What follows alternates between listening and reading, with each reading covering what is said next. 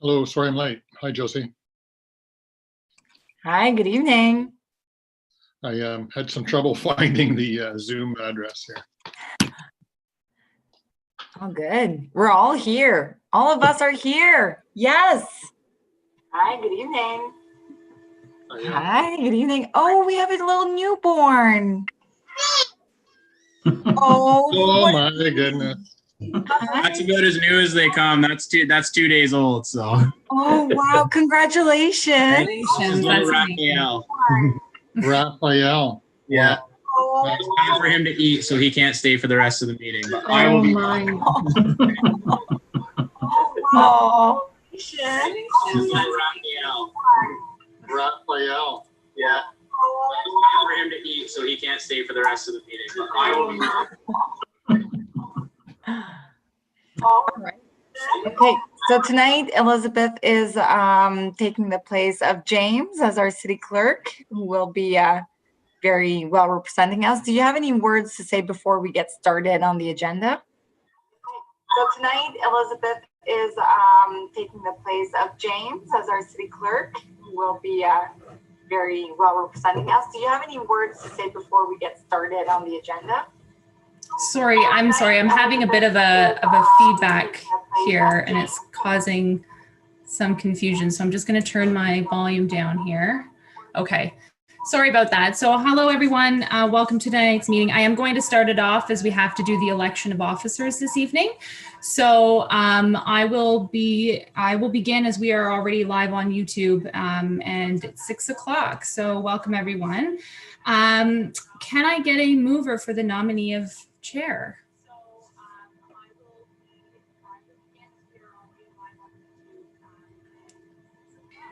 I lost you guys. I would move Miss Conway for the position of chair if she would accept. Okay, thank you. And Ms. Conway, do you accept the role of chair? I do, thank you. Okay, great. Yes, I do. Do we have a seconder? I second. I see Ms. Shannon has seconded it. Is there any other nominations for chair? Yes, I do. All right, I'm not seeing any, so I will close the portion for nominations and I will ask for a vote. All those in favor for Ms. Conway as chair? And all those opposed? And that carries. Ms. Conway is chair. On to the role of vice chair. Do we have any nominations for vice chair this evening?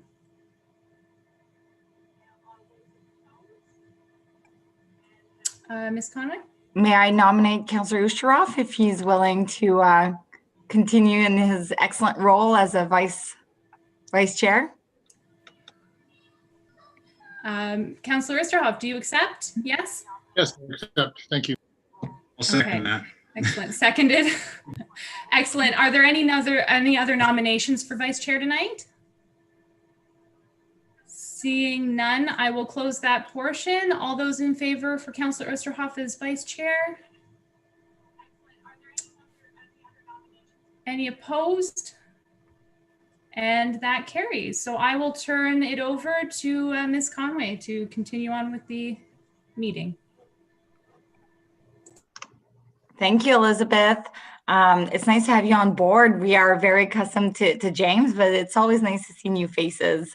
I'm really glad that we're all here. It's been a while since we were all together, and now it's really in the virtual format. So it's not as personal, but I'm sure we'll get it done just as usual. So we're calling the meeting to order. It is currently 6:05. And I'd like to start with the approval of the agenda. So do I have anyone to move the motion of approval of the agenda?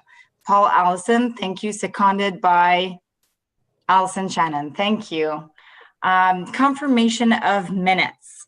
So do I have someone to move the motion that the minutes of the Rural Advisory Committee meeting number 02/2020, that was a meeting of September 28th, is approved? Now, Elizabeth, I don't know if the individual that moves this has to move both or if they're two separate. So do we have to do two votes here? I'm sorry, can you repeat the question for me? We have 2 minutes to approve tonight because we held a special meeting just last month in November. So just wondering if we need 2 different individuals to move the motion. Correct. You will Okay. require, yes. Thank you. Okay, perfect. So we'll start with the first one of September 28th, if we can have someone to move those minutes.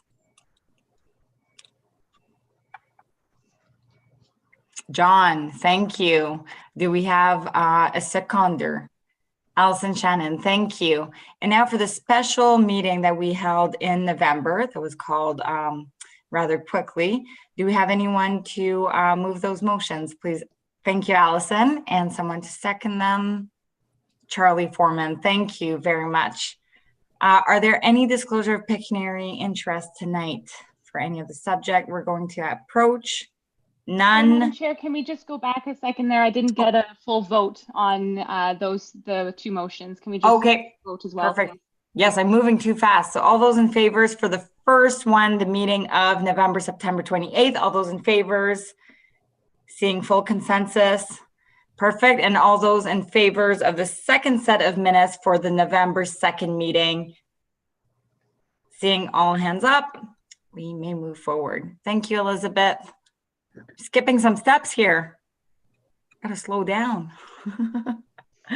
All right, so are there any disclosure of pecuniary interest? Seeing none, we can move forward. There are no delegations tonight. There are no briefings, but we have 3 business items, and we will start with the winter maintenance update. Just Madam Chair? Yes. I thought there was a delegation to speak. There are none on the agenda under item number 6. I see that we have 3 elements under the business items. Elizabeth, did we have a delegation to speak tonight? As far as I know, Madam Chair, we do not. I do know that there are members of the public who may wish to speak during the business item while it is being discussed by the committee, but there are no delegations for tonight. Okay, excellent. Thank you. I apologize for that. No, thank you. It's a good catch. We don't want to miss on anything for sure. And as I'm skipping away on the agenda, it's good to stop me if I'm reading too quick and I'm skipping something. All right, so the business items are starting with the winter maintenance update. So this is an annual update that we receive on an annual basis, typically at this time of the year as we get prepared for winter. I believe that the city staff that are going to speak to this is Sheila Kidd, Bill Lennon, and Kyle Bolton. So passing on the microphone. Good evening. I'm Kyle Bolton, Operations Manager at Public Works. Thank you, Chair, and to the committee. The purpose of this report is to provide an update on the Public Works winter maintenance operations. Next slide, please.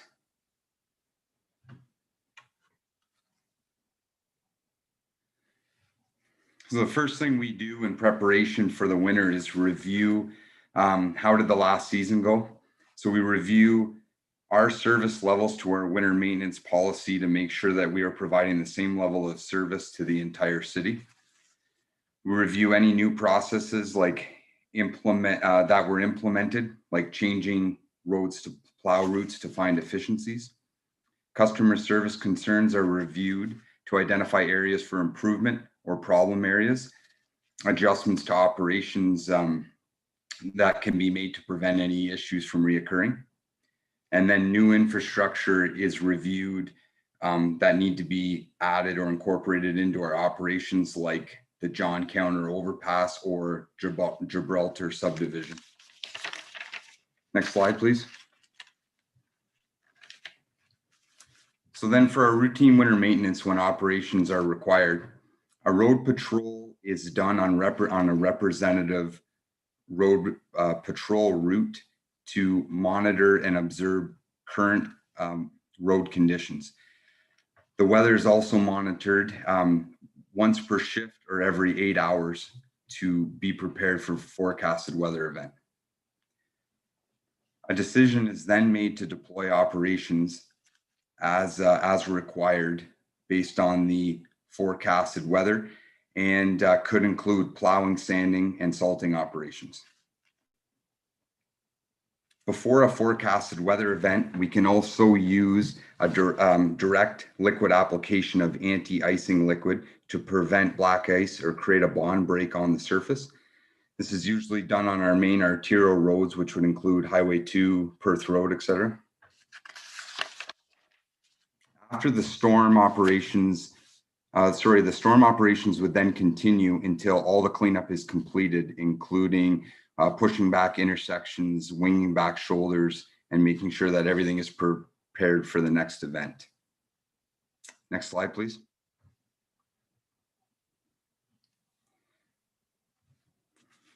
We use contracted services for our plowing in Kingston East, and new this year, all the winter maintenance contracts have been combined into one contract for road plowing, sidewalks, and bus stops. This will offer a complete winter operations package for Kingston East. Those areas are still patrolled and monitored by Public Works, and Public Works still gives direction on when service is required. Next slide, please. New this year, we are running a recycled winter sand pilot program. We are screening our street sweepings that we gather in the spring from the winter sand that was applied, and it is screened out and tested to meet our environment requirements. This recovered sand is then blended with new aggregates to create a recycled winter sand product. The program will make our operations more sustainable and reduce the amount of new aggregate required by approximately 4,000 tons. Next slide, please.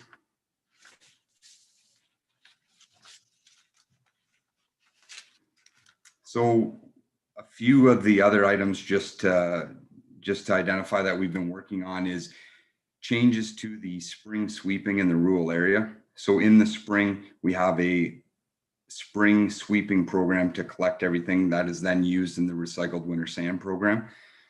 Over the last 2 years, we've been increasing our rural sweeping in the subdivisions and trying to find efficiencies to expand that program with our existing resources. We also have been working with other departments in the city on a snow plow tracker application. So this will be a public site on our website to view where the road plows have plowed.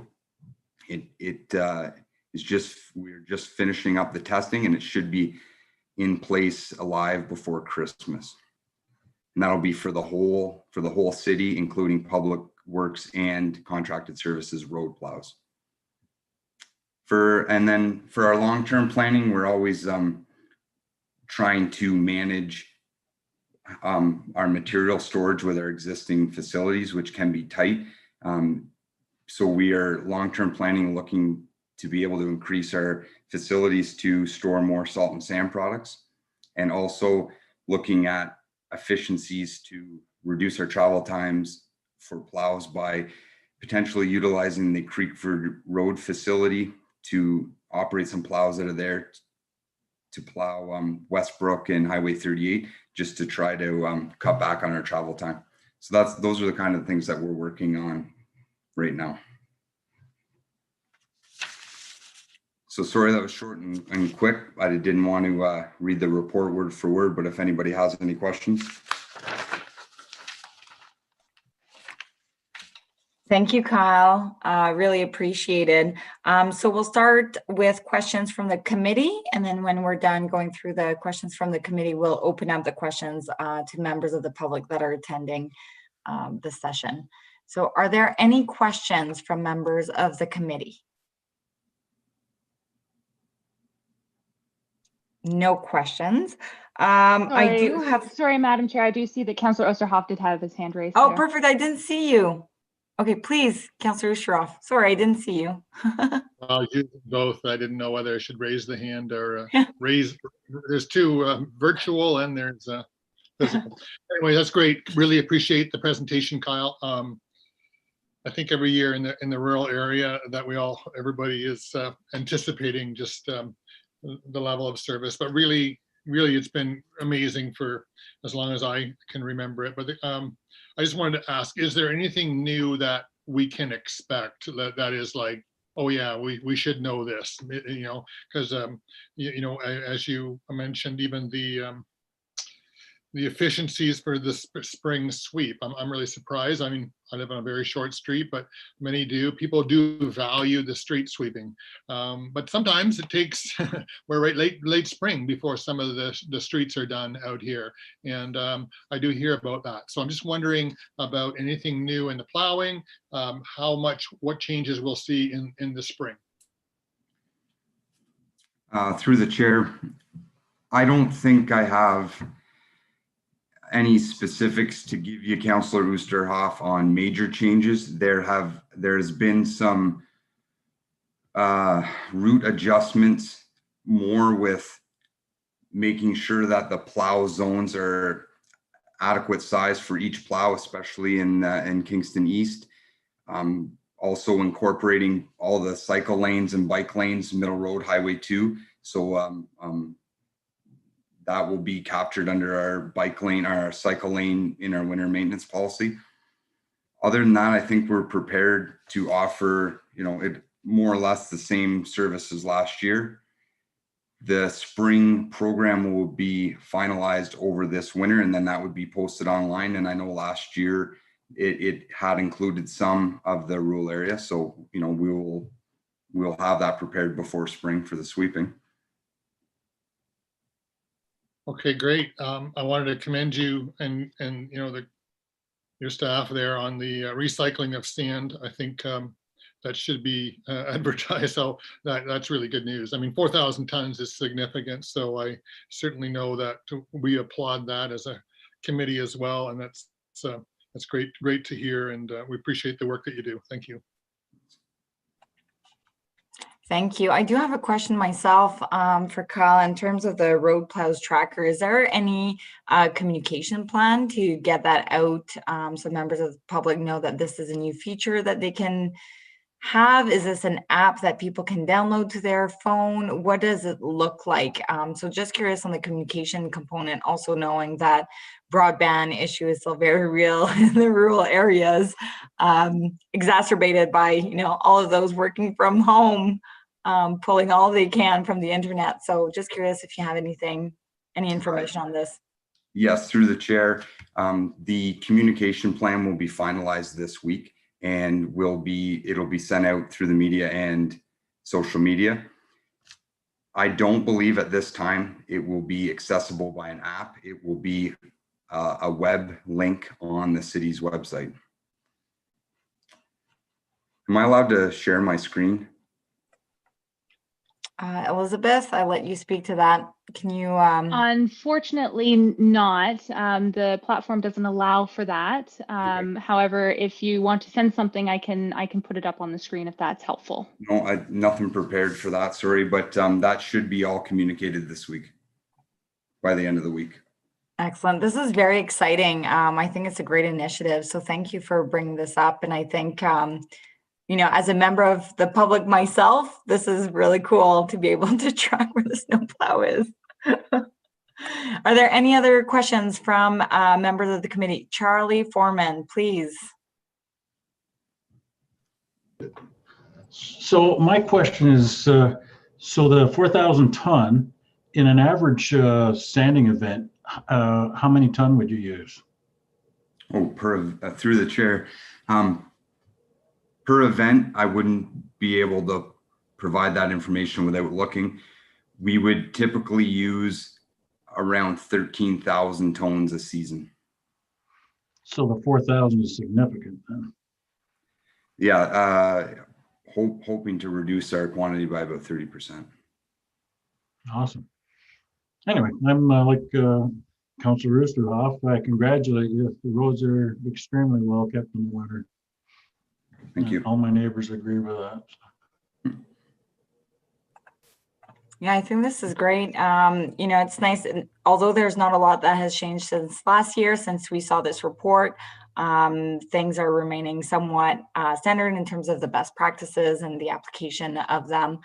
This is a great news, and I think it's a success to celebrate to some degree in that a reduction of 30% is pretty significant. So it's great to have a good news in this year that we've been having so far. So I'd like to open up the questions to members of the public. Elizabeth, I believe that you can track them. I do not see any hands raised currently. Yes, Madam Chair, we do have a member of the public with us. I'm just going to remind them that if they wish to speak at this time, they will need to use the raise hand function. You can find this if you click on the participants panel at the bottom of your screen. It will open up to the right and you will find the raise hand function at the bottom of that panel. And I do not believe they wish to speak at this time. Excellent. Thank you very much. So we can move forward. Typically at this time, we do a committee deliberation where we can add any comments or any other question that we might have pertaining to this report. Are there anything else that any member of the committee would like to add at this time? Seeing none, we will move on to the next brief. Thank you, Kyle, for your presentation. Thank you. All right, so the next one is the tree planting programs. And this report is presented, I believe, by Sheila Kidd or Bill Lennon.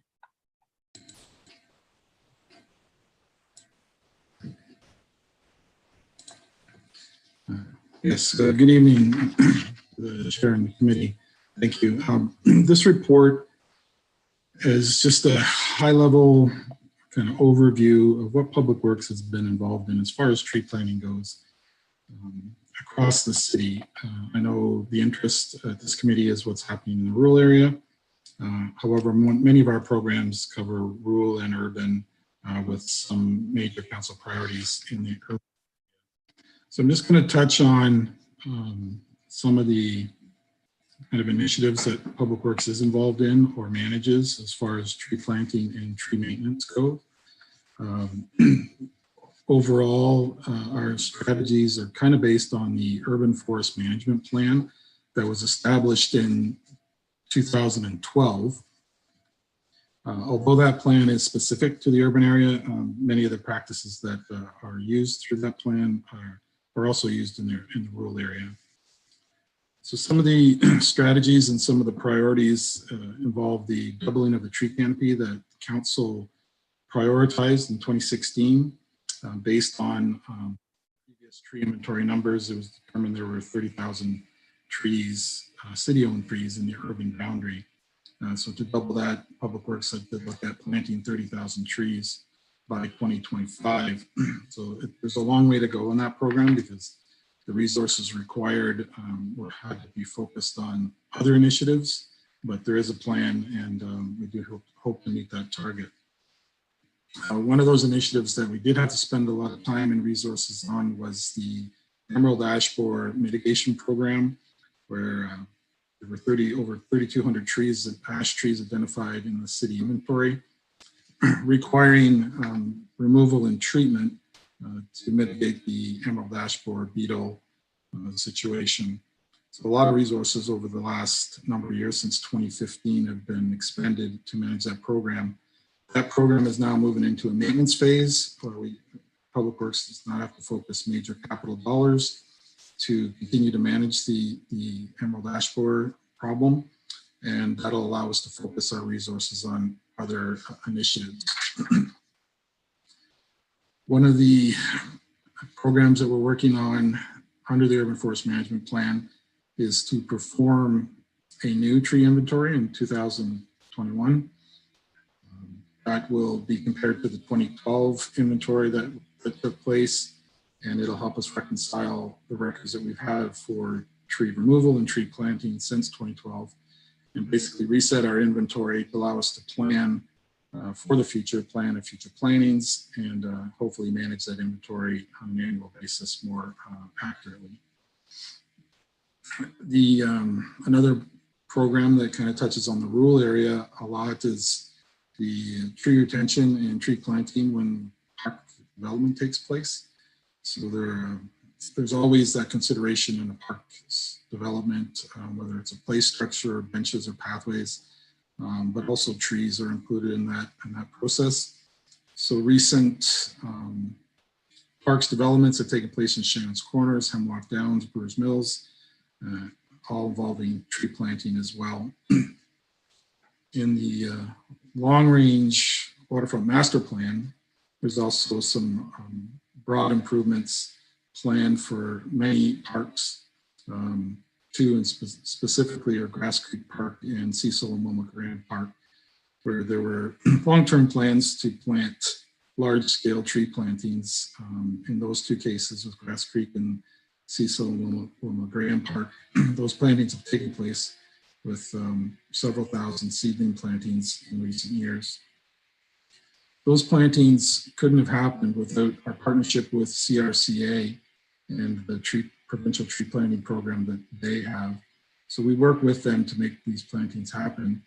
And all the city-owned property outside of those park settings has allowed the city to plant over 43,000 trees, the majority of which are in the rural area. Another priority for the urban forest management plan and set by council is to encourage tree planting on private property. And this is one specific initiative that was just in the rural area. The Samsung Community Benefit Fund, many on the committee will recall that fund and how it funded a tree giveaway program from 2017 to 2019, where there were over 5,000 trees given away to private residents in the rural area to plant on their private property. So that's a general overview of kind of the work Public Works is involved in and some of the recent initiatives and some of what we're focusing on in the coming years. We do hope to go to council. Well, I'm actually going to EITP committee tomorrow with an urban forest report, just as a status update with future information next year on what the strategies are and how we hope to meet a lot of the targets and the goals. So that's the overview. I'm happy to answer any questions that anybody has. Thank you. So we'll start with questions of the committee members, and then we will move on to if any questions of members of the public. So are there any, Councillor Bowen, please. Thank you, Madam Chair, and through you. Just quickly, and I might have missed it, I had to step there for a second, but I know a lot of residents are curious about whether they can access some of the trees that the city buys. Is there more information on that? Because I'm sure Councillor Oosterhoff and myself and other councillors keep getting tons of questions on that. And basically, everybody wants to get it from the same sources. Those trees seem to do really well, and it helps ensure that we're getting trees that will survive in our area as well. So is there any information on that or any that you can provide there?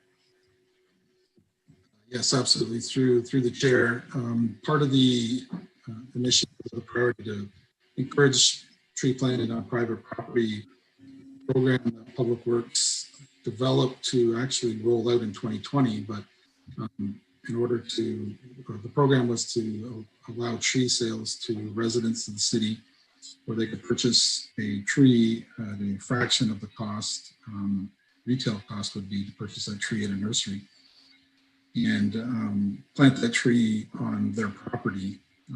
In order to sell trees to the public, some people would have to walk into a facility and select a tree species from the list that Public Works approved and purchase the sale, and then we'd coordinate a pickup. But due to COVID, those kind of things couldn't happen. So that program has been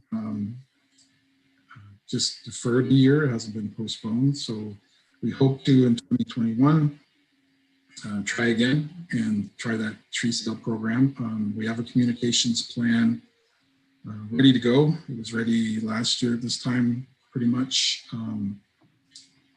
This year we do hope to make tree sales available online. So even if we do experience some issues with people accessing public buildings, hopefully we can still have some online tree sales and make that program happen. So overall, that program, we hope to sell 3,600 trees to plant on private property, whether it's urban or rural within the city. Awesome. Thanks very much for the update. Okay, so I assume it's on a first come, first serve. You have those 3,600 units that can be assigned through an online platform this year or in person next year. So it's like a and or type of situation. Sorry, no, I can clarify. The tree sales will probably begin in about February, we hope to, maybe late Okay. February, early March. And the option, we'd like to have the option that people can visit City Hall or Okay. like the Invista Center and purchase a tree and or online. We're pushing forward with the online just in case there are issues with public access to buildings, but it won't be an either or, it'll be a both available ideally. And yeah, it'll be first come, first serve. Our communications plan is we hope to really hit it hard and get the message out to the public in the new year. And as the tree sales, hopefully they're brisk and it's popular. And as the quantities or we're reaching the targets, we will have a communications plan that kind of speaks to that, so people know if you're running out of time, that if they want to buy a tree to coordinate that with Public Works through one of the facilities or through online. Thank you for clarifying that. And I assume, so these trees specifically that we're talking about right now are from the Samsung Community Benefit Fund, and the eligibility criteria are anyone within the city of Kingston that they are urban or rural.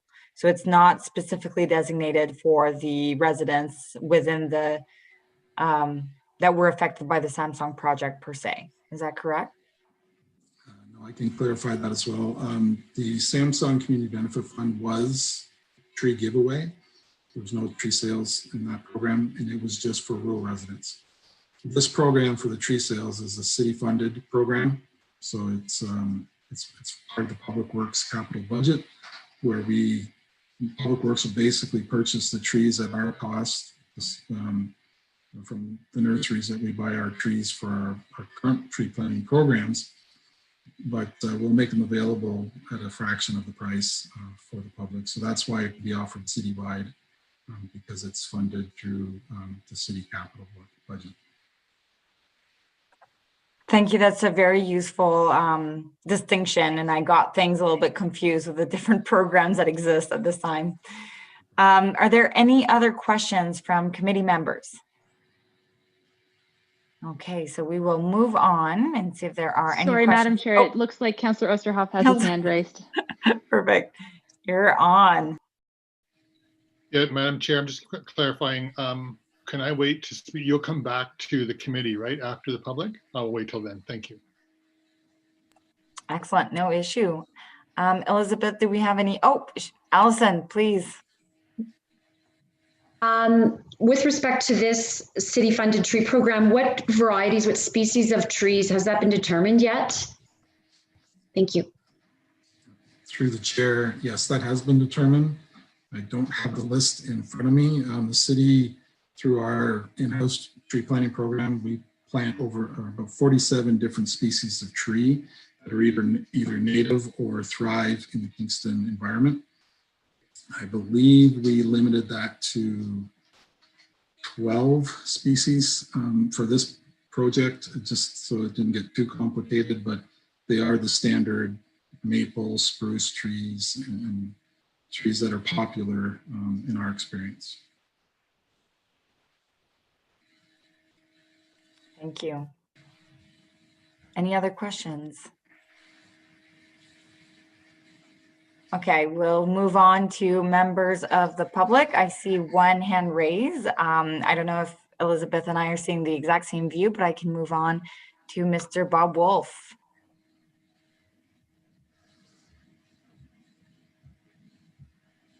I'm unmuted. Can you hear me? Yes. Hi. Correct. Hi. Thank you for giving me this opportunity, and thanks to Mr. Lennon. Nice to see him again. Members of the committee will remember that I made a presentation on this issue a year ago with respect to the lamentable planting in Graham Park. There's 4 points I want to make tonight. First, I think it's high time that there was a discussion of Graham Park. Mr. Lennon mentioned it in a list of parks that have larger scale tree plantings identified as part of their works. While these park improvements, the report says, are forecast for several years out, some of those tree planting efforts may be accelerated as part of other tree planting initiatives. It wasn't clear from his oral presentation whether any further planting is envisaged for the park. In any event, the committee, I think, could easily ask for a discussion of first, the broad parameters of the long-range plan for the park. And there I would include the possibility of incorporating the adjacent Crown land, whether the park is the best place for a boat launch on Colonel By Lake, since that boat launch has been closed, how the reforestation that was undertaken last year fits in any long-range plan. Fourth, whether any new plantings are in fact envisaged for the park. And if they are, my fifth point, when staff envisage a public consultation before doing anything more with this valuable asset. I'll come back to that point. Second, the report mentioned Grass Creek Park, also in the rural area.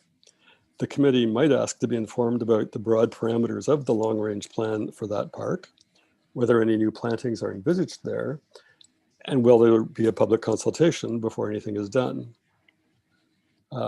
Third main point,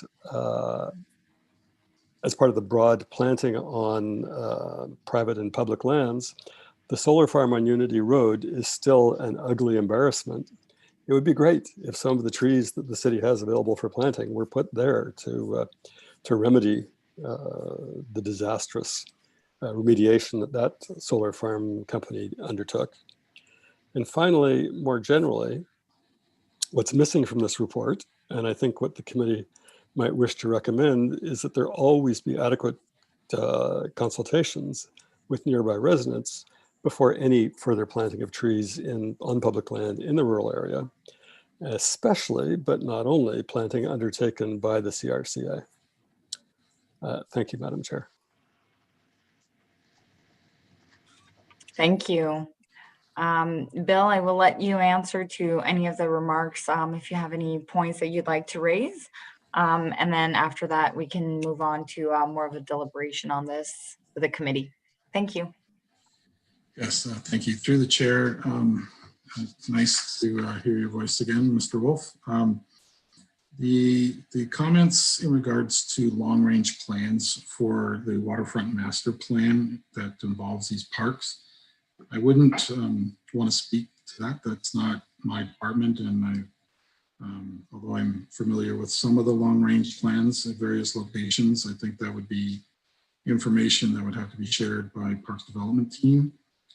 Be happy to take this information away and speak to that team to see if there's some information they can provide either directly to you, Mr. Wolf, or otherwise. Mention of adequate consultation. I believe last year when this discussion took place initially, it was acknowledged, and we'll acknowledge it again today, that proper notification, at least to the neighbors and the people that live in that neighborhood or use that park, whatever level of public consultation that is, did not take place and should have. So that's something we're very cognizant of moving forward. So without speaking on behalf of Parks Development, I would suggest that, or CRCA in that matter, I would suggest that it would be in the city's interest to have a public consultation, or at least proper notification of what the plans are. We do work in public works with CRCA.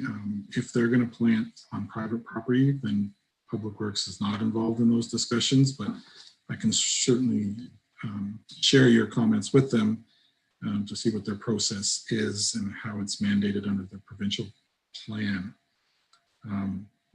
So at the end of the day, any tree planting done by public works on a large scale will certainly be consulted with the local residents. Hopefully that answers some of your questions, Mr. Wolf. But again, I'd gladly take the conversation offline and follow up with Parks Development if you'd like. Thank you. That is really appreciated, seeing that there's many departments and players at stake in this. So thank you for continuing and with this proposed course of action.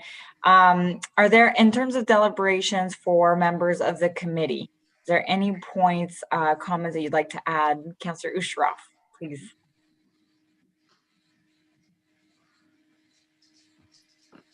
Yeah, thank you. Thank you, Mr. Wolf, for being part of that. And I'm trying to listen to, Bill, and I appreciate Bill's replies. And I was wondering, Madam Chair, and with the help of our clerk and with agreement of the committee, if there could be the possibility for when we establish our next priorities over the next year, that we can somehow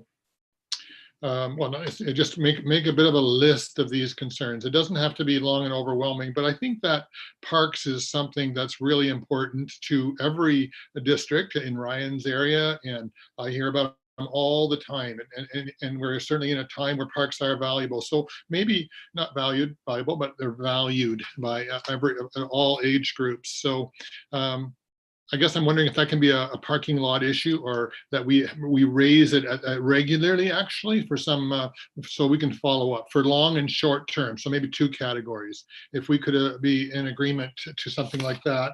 I also wrote down.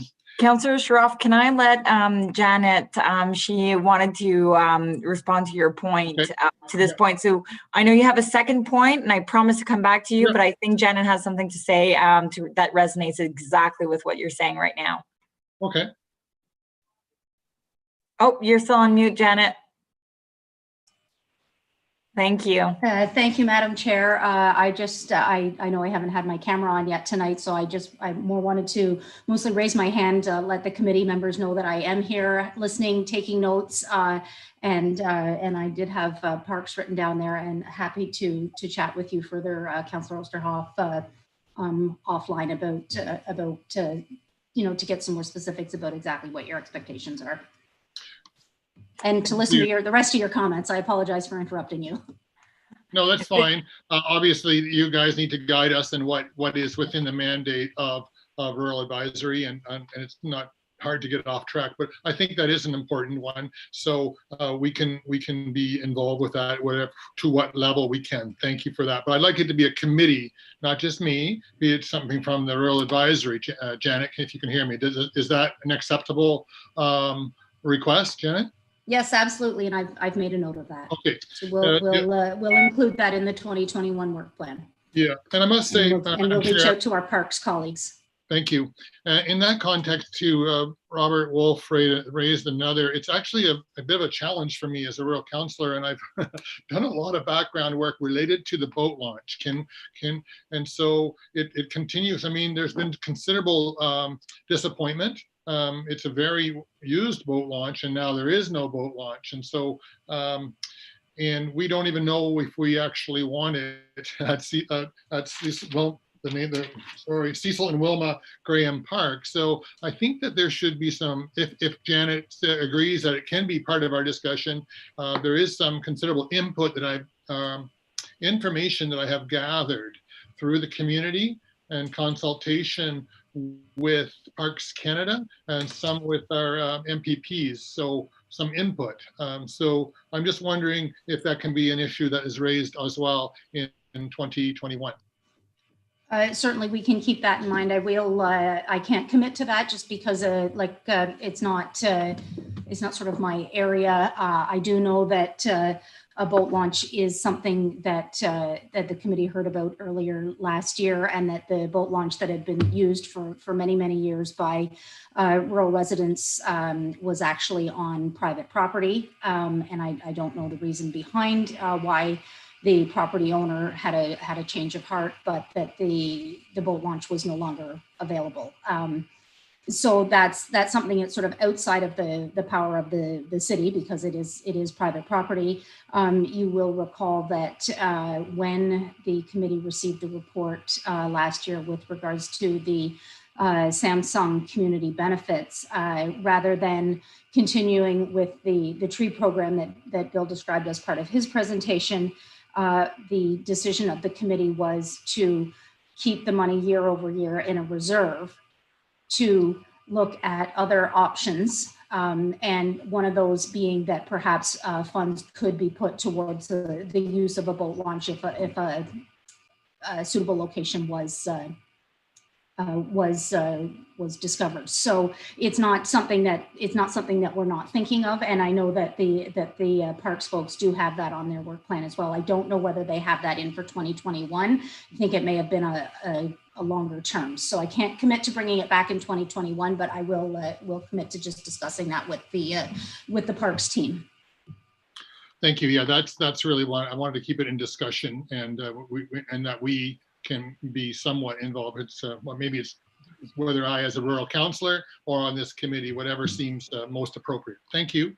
And I guess I would ask the committee if you pulled anything else out of here. What else should we? Or I don't want to take from your chair, but if this was a time where what we heard from Mr.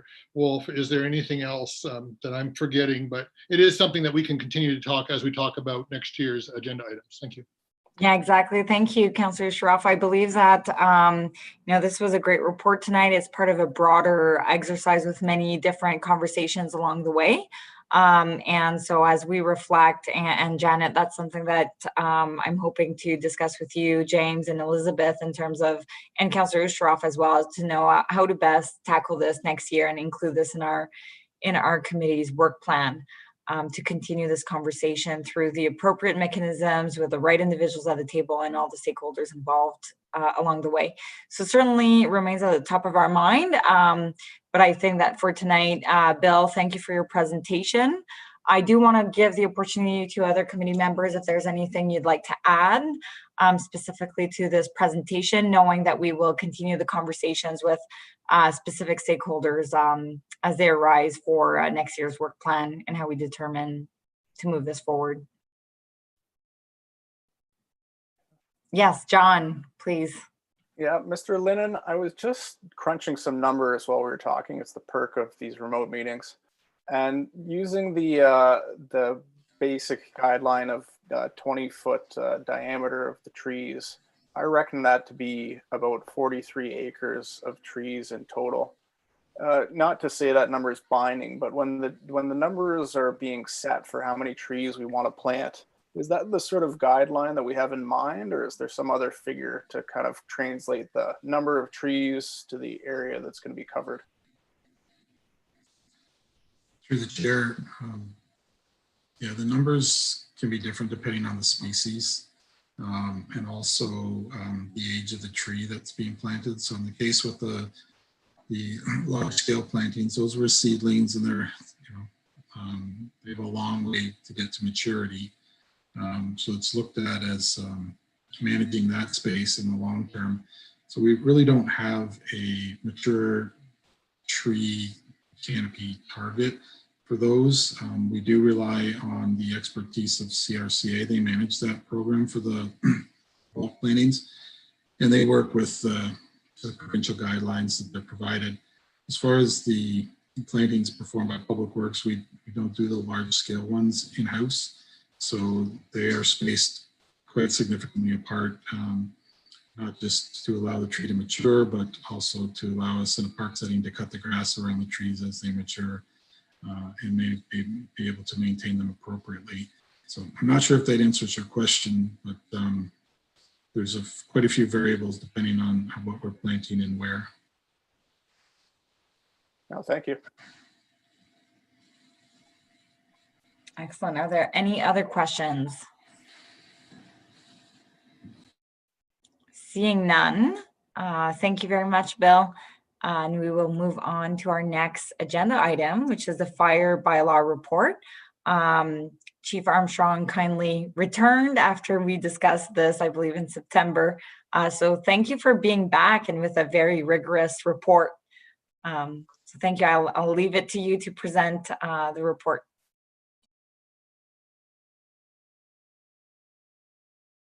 Thank you, Chair Conway, and it's a pleasure to be back in front of Rural Advisory Committee tonight to present the proposed open air fire bylaw obviously our priority is your safety. So why don't we just go and get started and put the first slide up.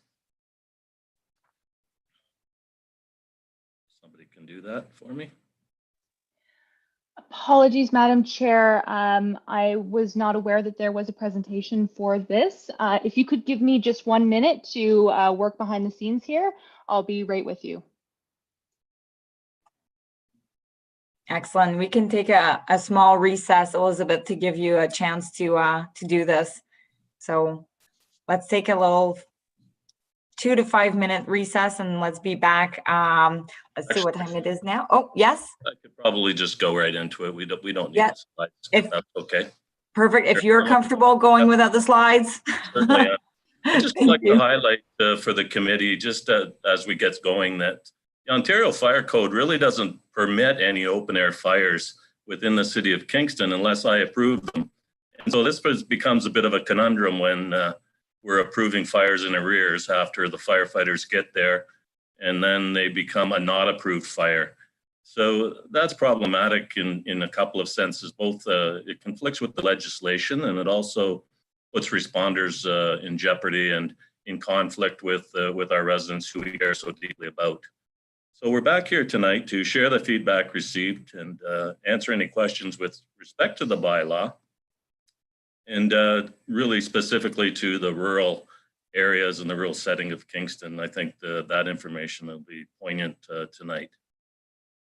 So specifically, we received a lot of feedback from RAC and a lot of questions last September 28th around agricultural fires. And we took that to heart, and we increased the size of agricultural fires by 5 meters in each dimension by length, width, and height. So now you can actually have a burn pile that's 2 stories high by 20 feet long by 20 feet wide. And when we increase that size, that's an increase from 1 meter by 1 meter by 1 meter. So 3 feet by 3 feet by 3 feet, essentially. So when we did that increase, we really wanted to make sure that we were collaborating with our agricultural partner to make sure that the fire was going to be safe. We were aware of it. So we do want to do an inspection of those fires so that we can approve that fire and allow the farmer to get on with his agricultural business and create greater flexibility in terms of setting agricultural fires. Obviously, if there's other types of fires that are happening in the farm setting, like a recreational fire, it would fall under the other permitting online permit process. So that was a key consideration, and we were pleased to and very positive in the feedback we got from the Rural Advisory Committee in September.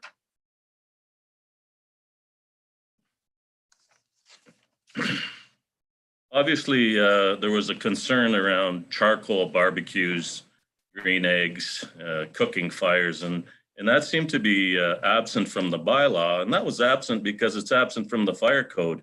If you want to have a cooking fire right now or a barbecue, you can do that. They're exempt from any of the legislation. But we did, based on feedback received, add that into the bylaw. So there wasn't any confusion about people wishing to set their big green egg on fire and roast up a couple of steaks. We were fine with that. So that's been changed in there. We also don't see a lot changing from the current application of the informal policy to the new policy that would be a council approved bylaw for establishing and regulating the setting of open air fires. Of course, when we go to somebody's home right now and they have a fire and they weren't aware that it was outside of the bylaw, we simply ask them to put that fire out. And when they put that fire out, that's it. We generally leave and go on. I must say, sometimes people do not want to put the fire out, and it becomes a safety hazard for the neighbor or themselves. And that's where we would leverage either the Ontario Fire Code in this current situation or the bylaw. Unfortunately, the Ontario Fire Code has an individual penalty of $50,000 for an individual or $100,000 for a corporation. And those are upset limits for the fines. However, when we leverage a bylaw in the community, we can establish a more reasonable fee schedule, work with our municipal prosecutor, and issue Part 1 offense tickets. And we don't intend to be doing that, obviously, because we don't do that now, except if there was an incident where it was a complete disregard for public safety and life, then of course we're going to take some action under the bylaw. So that will not change too much at all, if any, in the new proposed bylaw. We got a lot of feedback about fees. People don't want to pay fees. And we took that to heart, obviously. And it's really an online permit process. And that gives the fire chief, myself, and my staff the opportunity to understand where these fires are happening. And that allows us to focus in on public education efforts. Say we take the first year as an educational piece in the community and establish some focused fire prevention and life safety education. We intend to do that in the framework of the bylaw. So that was the top situation, but there was also other situations like concerns from the community about ceremonial fires or fires of religious purposes. We will be working directly with those groups, and that's outside of the bylaw. So we'll do that in a different way. So ceremonial fires or religious fires won't be covered in the bylaw. We'll deal with the agencies directly, and of course with the view to absolutely allow that fire. We provided greater clarity on which appliances would be exempt, and if there's somebody with a steel tire rim and they're burning and that's outside the bylaw, we know that the first year is going to be an educational process, and quite often we will never be there unless there's a complaint. And if there's a complaint, we'll take that opportunity to educate the resident and certainly be more than conciliatory in our manner of approach when we're asking for change. In all situations as fire chief, I want to create a community where they can feel free to call my staff, and we will visit any situation that may fall outside of the bylaw with the intention and intentional language to assist that homeowner or property owner where we can. And so first and foremost, we're public safety consultants, and like any agency that has an enforcement mechanism, those are generally enforcements of last resort. So that's where we're going to be with this new bylaw. No different than now. Happy to answer any questions on that and take it from there. Thank you, Chair Conway. Thank you very much, Chief Armstrong. This was a very great presentation. I have to say that since last time we saw you since September, you definitely rolled up your sleeves and put a lot of work forward on this bylaw, because it's a very rigorous bylaw, at least from my perspective.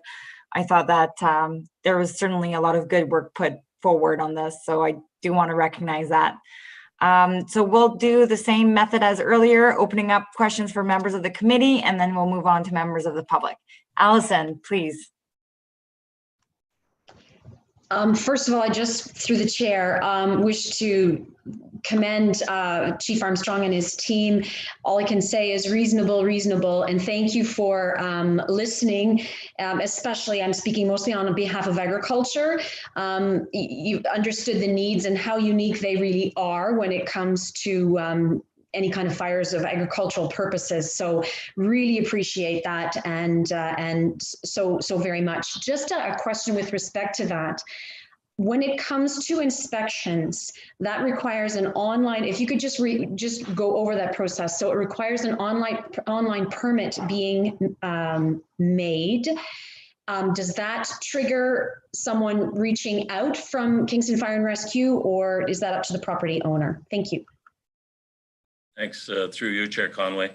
Absolutely, when somebody wants to have an agricultural fire, they're planning to, say, knock a barn down into a foundation and set that, raise that and fire. They would make that application online. It's just a permit, which would just flag that for staff to do a visit. And we would go out and visit that, look at the safety features, make sure that the extinguishing agents are appropriate for the BTUs that fire is going to put out, and then we will certainly permit that fire. Same with hedgerows, where there's a loader involved or there's accelerant being used. We've seen some terrible tragedies where accelerant was used that vaporized on somebody's clothing, and next thing you know, there's a tragic injury. So we know a bit about accelerant and vapor density and specific gravities of flammable liquids. So we would certainly consult and guide our community members accordingly. Thank you. Councillor Boehm, sorry. Thank you, Madam Chair, and through you. I just wanted to echo that as well. Thanks, Chief Armstrong, and to your team, and also to Chief Fire Prevention Officer Kozadowski, because somebody basically posted some concerns in our local Greenwood Park group over here, which has about 3,000 people in it. And it's always tough for people to interpret a bylaw. So it generated a lot of concerns, and a lot of the things that the chief mentioned, because they weren't mentioned in the bylaw, people got very scared that, I can't use this certain device anymore, et cetera. And so in talking with the Chief Fire Prevention Officer, he was great. I spent probably a good 3 or 4 hours on the phone with him over multiple days, getting this sorted out and adding that clarity of language. I think for people that don't spend a lot of time reading or interpreting bylaws really kind of set people at ease. And it was a very good process, and they really appreciated kind of their feedback. It was nice to sort of see their feedback given and then see it reflected in the final result. So it created a lot of engagement and buy-in, and that's really appreciated from the community. So kudos to your team. I think it was a very successful process. Thank you. Thank you, Chair Conway. I just wanted to say through you to the councillor, I have Chief Fire Prevention Officer Kozadowski and Deputy Chief Donaldson here with me tonight. And absolutely the credit goes to those two individuals and their team. They did their research. They put together the 12-week process through the engagement process at the city. And my understanding in collating the data, there's over 670 people actively looking at the survey. 371 participated, and the 90% of that participation was positive on the bylaw. Thank you. That's excellent. I think it also, like, this is to some degree, it's an awareness and education campaign as well, right? There's a lot of components here, and it makes me think as we consider our work plan for next year, I think that's going to happen in Q1 in January. Or during our next meeting, and Janet can speak to that a little bit more, but wondering if we can keep that in the back of our mind as an opportunity for our information public session that we conduct on an annual basis. If this is a topic that we'd want to tackle on, knowing that there's been an increase in the volume and the number of open air fire, which we were kindly informed of in September when you did the presentation. So knowing that this is a more and more recurring, more and more individuals participating in these activities, if this is an excellent opportunity to perhaps consider it for our public information session that we conduct annually. So just for members of the committee to keep that in the back of our minds as we discuss our work plan in January, if this is certainly something of interest. So thank you for bringing up the awareness, at least in our minds, and knowing how important this is. And it truly is a public safety question, and there's a lot to it. There's a lot of depth to it. Councillor Usharoff, I think I saw your hand, but I don't want to put you on the spot. Yes. Yeah. Yes. Thank you, Madam Chair. And I too want to thank our fire chief and those with him. Sorry, Kevin and Ted. Thank you very much for this, because as Councillor Boehm says, there excellent engagement, and in any kind of regulation, when you have education, as you said, a conciliatory approach, when you have an intentional engagement with the community, such as you have exhibited there, so many great things happen. And I've seen it. The city does it well as well. And in this situation where we show the two zones, more urban focus and then the rural focus, Councillor Bowman, I just salute that in a way, because we really see that in other areas as well, and you've shown that it can be done. And just want to say, I know we said it, but the clarity you've brought to the bylaws and your willingness to engage and listen authentically, thank you. It's really appreciated. Thank you. Excellent. Thank you. I think this is a great way to conclude our session on the business items, on the information session. Sorry, Thank Madam you. Chair, before we Yes. Continue, if we could allow the members of the public to address the committee as well, that would be great. Thank you. Yes, it's a different section. Let me click here. I see one hand raised. Mr. Robert Wolf, please. Thank you, Madam Chair. I actually read the bylaw before I participated in the survey, and I was grateful for the opportunity. I didn't read the bylaw again before tonight, and the chief said something I found slightly confusing with reference to cooking fires. Is a cooking fire something that has to be in an approved cooking device, or is that something like a small campfire that you might have on a camping trip? Is it different from obviously a brush fire? You would need to have a permit and probably have somebody come and look before you burn something that would be a meter or two in every dimension. But it's that, and I ask obviously for a self-serving reason. I have a waterfront property and love to be able to take the grandchildren down there and light a small fire. It amuses them and amuses me. The question is, what kind of fire would that be? Thank you. Well, if you're lighting a fire for recreational purposes, we would ask you to go online and take out a permit so we're aware of it, and we can you can answer the safety questions that would be attached to the permit. Obviously, if you're cooking in a fire, that's exempt from the fire code, and it wasn't that the language wasn't as intentional in the bylaw, but we sought to do that in this recent iteration by allowing charcoal, wood, and other types of cooking appliances. But if you're having a campfire that you want to cook with, then that's obviously that's something that's allowed under the fire code. And but when you do cook with a cooking fire, it has to be commensurate with the size and quantity of food you're cooking. So we've gone to fires that are half the size of this room, and somebody comes out with a package of wieners and says we're cooking. And so that's not an approved fire. And those are the types of situations where we would ask them to be extinguished. So we think that between the Ontario Fire Code and the bylaw, there's definitely a lot more clarity now.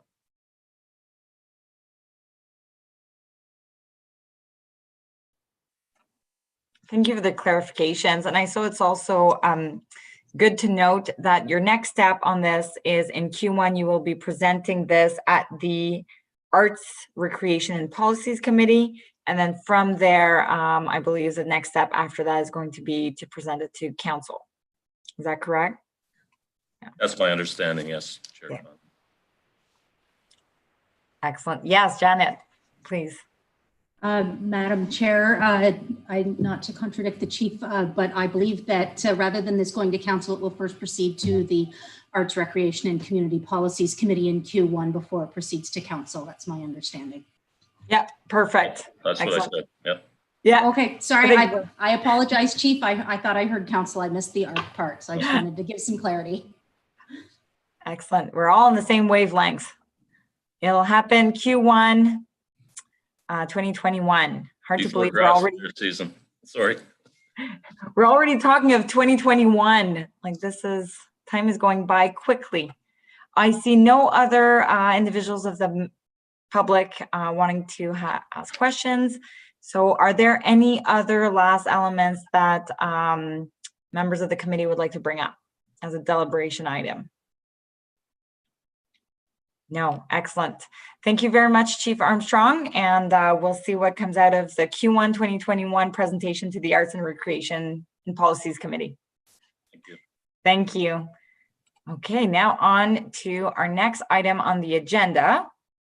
There are no motions. There are no notices of motion. There are no other business. There were no correspondence. The date and time of the next meeting will be determined via email. I believe there's a few things to verify with James, Elizabeth, and Janet, and then we'll be able to touch base on those. Unless, Elizabeth, was there a proposed time and date already set?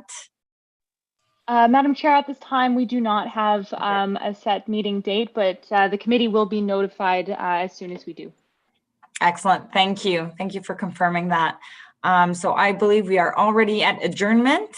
So do I have anyone to put the motion forward to adjourn this meeting? Councillor Boehm, thank you. Seconded by John Wernham. All those in favor? Excellent, everyone.